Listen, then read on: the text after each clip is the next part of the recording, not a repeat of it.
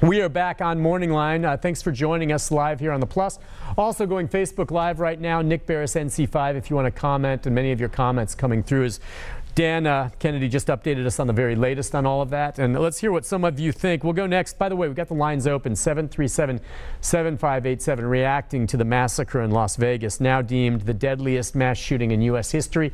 The tally right now, 50. What scares me is I'm almost certain that some of the 400 are in critical, and that number may go up. It's just absolutely horrible.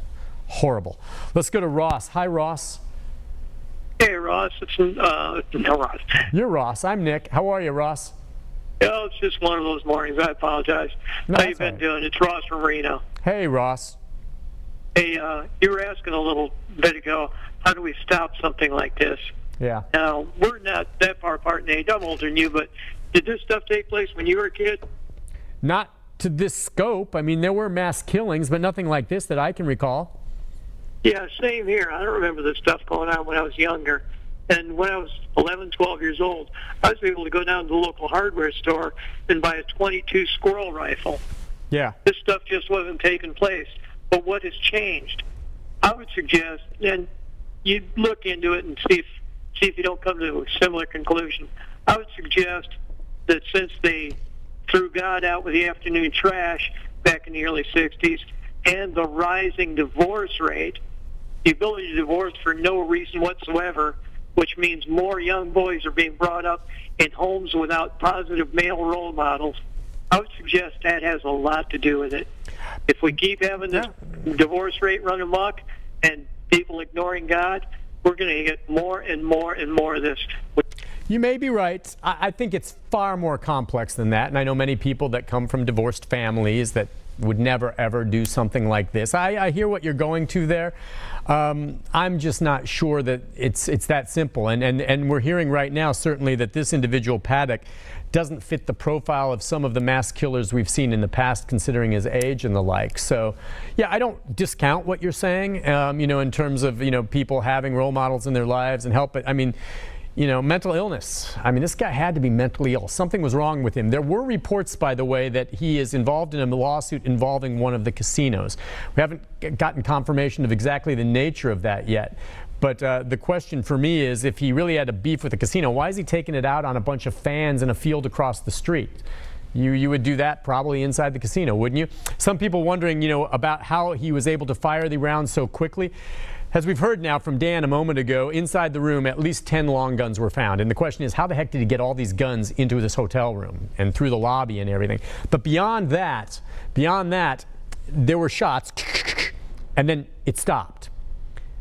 And there was a few moments of pause, and then it started again. At least 2 or 3 moments of pause, and then gunshots. And so you have to think either he was grabbing another weapon or reloading each time.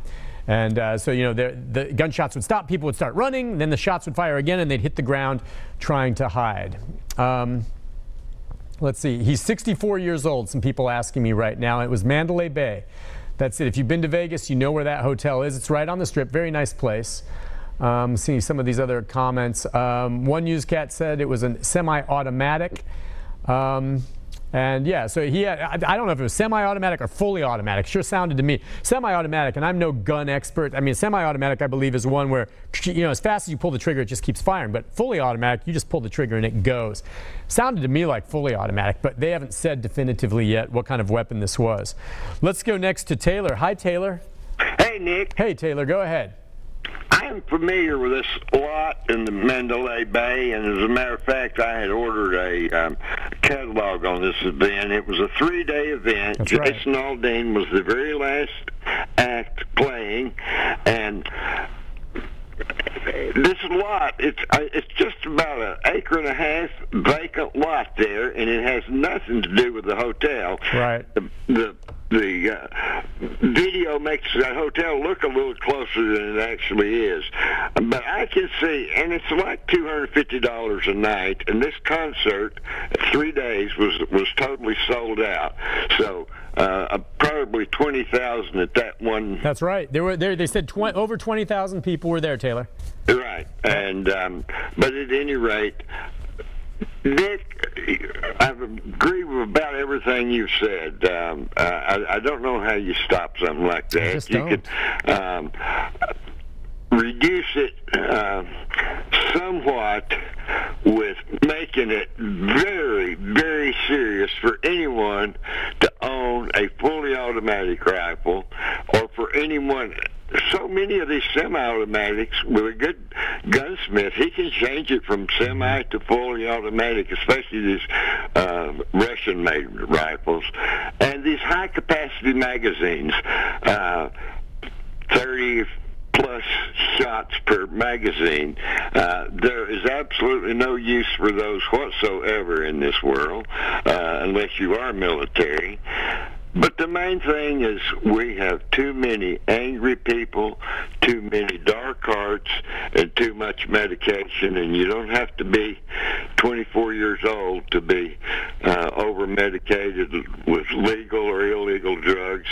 And the dark hearts and the anger, for so many different reasons, whether it be the church shooter here that was angry about what had happened over in Charleston or whatever. I don't know the solution, but there are a few things that we could cut down on the mass number of shots being fired, and that's. I'm with you. I'm with you. And Taylor, you know what? You're right. And here's the fact. The fact is, in the past 2 years, we have seen the two most deadly shootings, mass shootings in U.S. history, just in the past 2 years. So it is on a spike. And then just a couple weeks ago in Antioch, we had a much smaller shooting, but one that claimed a life at a church. I mean, it's happening. And look, Tennessee, okay, big on Second Amendment. Taylor, I know, myself, we support your right to own a weapon. But I know there are people out there that are so gung-ho on weapons that they're all for the biggest magazines you can have, and you can have any gun you want. And I'm sorry. You know, while I'm for Second Amendment rights, I agree with Taylor. I mean, except for military use or extreme cases of collectors who go through the proper vetting and licensing, there's no reason in the world for someone to have a super high-powered automatic rifle like that can be used in this manner with a magazine that can fire that many rounds. I'm sorry. And I know many of you go, well, if you're legal, well, who knows? We're going to find out how he got these guns, where he got these guns, and what kind they are. And I suspect there will be something illegal there, okay? And I know there are many law-abiding citizens that have some of these weapons. I'm still wondering why you need a giant magazine with one of these guns. Maybe you're just a collector, you like to target shoot, whatever, okay? But, I mean, is there a limit somewhere? As I said, what, we all want to own bazookas too? We're not talking about this making a gun control issue beyond wondering whether or not a civilian needs a weapon that can do this type of damage. And it'll be interesting to me to see where he got these weapons, how he got them. Taylor's right. He could have gotten one legally and then modified it. So, you know, your take on that. But that's, you know, like it or not, you know, that's part of the equation and part of the discussion. Let's see. Let's go next to Mike. Hi, Mike. Morning, Nick. Morning, Mike. This morning? What's on your mind? Well, I'm kind of sad because, Nick, since 1978, I've been in music production. And, in fact, I just got back last week off of the show, so I've been home kind of taking it easy. And I can guarantee you I'm going to know a lot of people that was out there in the production crews. Yeah. All the country music acts. Yeah. Nick, since I've been doing this, what's been going on with shows and what the steps that's been taken since I started with this until now is mind-boggling. I mean, they try to cover everything with different departments. I can guarantee you before the first act went on stage last night, they had a safety meeting. They discussed everything that you could think of in a scenario as far as explosions, fire, storms, whatever. But this was not brought into the equation. Nobody thinks about this. And even if it was, how do you stop it? And let's say it's brought up in one of those meetings. Well, what if there's a shooter at a hotel across the street? What are you going to do? Are you going to cancel the show? I mean, that you're just guessing. You don't know. What can you do? That was my question. I mean, yeah, you're right. They did everything they could within the venue, right? But how do you stop someone from taking pot shots at you from across the street in a hotel? It wasn't covered, and I can guarantee you that most of the guys on stage, their initial thoughts when they first heard the first popping, they thought it was a pyro misfire. Yep. Oh, absolutely. That shot happened, and you saw Jason Aldean still performing when you initially heard those shots, and I guarantee you he didn't realize until a few moments later those were gunshots. Right. Yeah. Look, I'm with you, and thank you for sharing it. And my thoughts are with all those folks and everyone else right now. And you know, we have people here mentioning about the folks that were on the scene, the ones who survived. and they should count themselves lucky, but enduring the effects of trauma for the rest of their lives. Absolutely. You're in something like that, that changes you forever. I mean, it's a scary, scary, scary thing. And again, I'm sure security was good at this locale, but this was across the street on the 32nd floor of a hotel. Like I said, there's nothing they could do about it. Nothing. Let's go next to Gail. Hi, Gail. Good morning. Good morning, Gail. What's on your mind? Couple of quick things. One, a gentleman or a shooter, whatever like this, is probably one of the scarier ones that you're going to come across because he did a lot of planning for this. That's right. A lot of time to plan out exactly how he wanted to do this and to get everything into the hotel, to make sure he even had a room that would have the right angle. Mm-hmm. That's right. You know, we heard this concert was scheduled, right?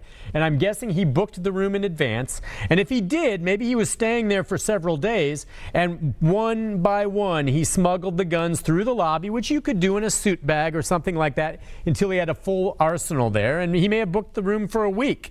And that's how he got the weapons in, and he planned it, and he probably has some military background. Well, the other thing about some of the guns, and we, of course, you know, they haven't said what kind he had, but some of the guns themselves, I know from, like, family members that I have that actually are sportsmen and stuff, is some of those guns do what they call, like, break down to where they're not just long. You can take them apart, and they'll be broke down to half their size. That would be much easier to get into your hotel room. I've heard the same thing, and thank you for that. I'm no gun expert, far from it, but certainly I'm aware of what she's saying. There are some guns that can be taken apart and in the parts, like you would have to if you're cleaning it or something, and then that way you could carry it in maybe easier in a luggage bag or something like that, and no one would know. And again, at hotels, they're not putting your bags through a metal detector. They're not searching your stuff. It's not like going to the airport and going through security to board a plane. And now some people are going to call for that, but honestly, think about it. Are you really suggesting that at every hotel in the country now they install metal detectors and search your bags? No, that's not going to happen, and I don't think it should happen. But I mean, is that the only way to stop this? I don't know. But I'm with her, and that's probably what this guy did. There's no doubt he planned it. Absolutely no doubt. Here's a woman, Lauren, saying her mom and stepdad were there just 2 days ago. They made it home safe. I'm happy for that, Lauren. By the way, we're Facebook Live as well at Nick Barris NC5 if you want to comment here. So will metal detectors be, mandatory? No, I do not believe they'll be mandatory at places like hotels. I don't know, casinos, they could. I don't know. What other comments do we have here? Let's see. They said he had been in that room since the 28th of September. Thank you. Many of you following this. I'm not able to keep up with the very latest while I'm live on set here, but that's interesting. So clearly, he had booked that room, he had planned it, and over the last couple of days, he'd slowly been bringing his arsenal of weapons up there, and then last night, barricaded the door, and then started shooting. Listen, on that note, we'll take a break. The number 737-7587. Your thoughts or questions, join us here on the Plus, or message me here as well. One other quick word. If you're out there and you know of a loved one or a friend who was there last night, please let me know. Message me, and we would like to touch bases with them. I hope they're safe. Or God forbid, if you know of someone who was hurt or killed in it, please let us know as well as we continue to try to cover the story here in the Nashville area. We'll take a break and be back with more of your calls and comments on Facebook right after this.